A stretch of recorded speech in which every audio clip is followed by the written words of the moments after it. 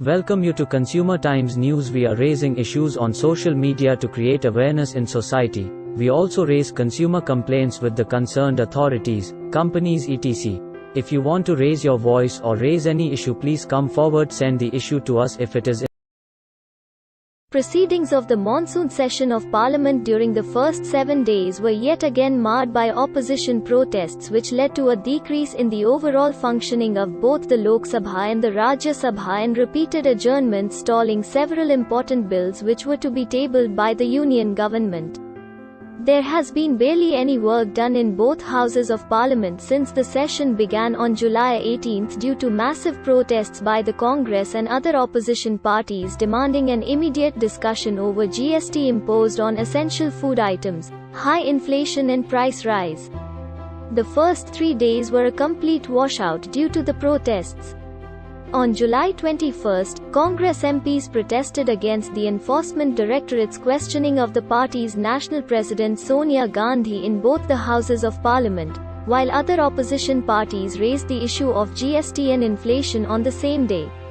It remains unlikely that the second week of the session will function smoothly given the impasse between the Treasury and the opposition benches.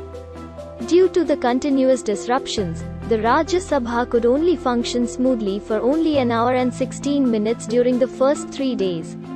On the fourth and fifth day of the session, the Rajya Sabha functioned only for 5 hours 31 minutes. The upper house has so far suffered a loss of 18 hours 44 minutes.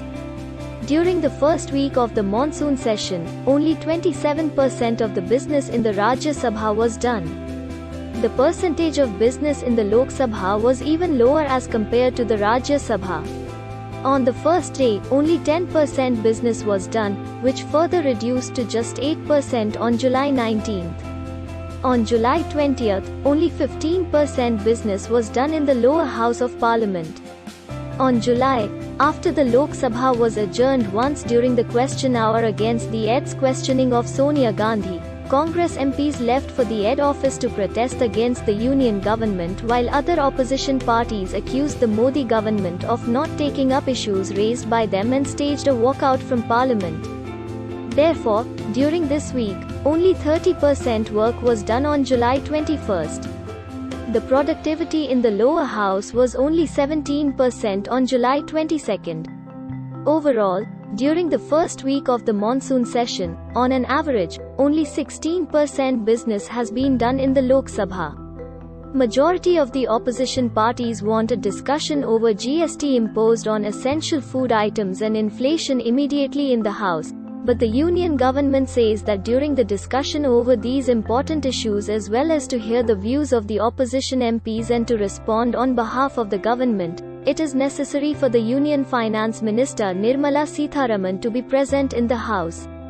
With the permission of the Rajya Sabha Chairman and the Lok Sabha Speaker respectively, the Union government is ready to discuss GST and inflation at a specific time in the Business Advisory Committee as soon as Sitharaman attends Parliament after recovering from COVID-19. The government has also said that opposition parties can raise their issues even during the 0 hour.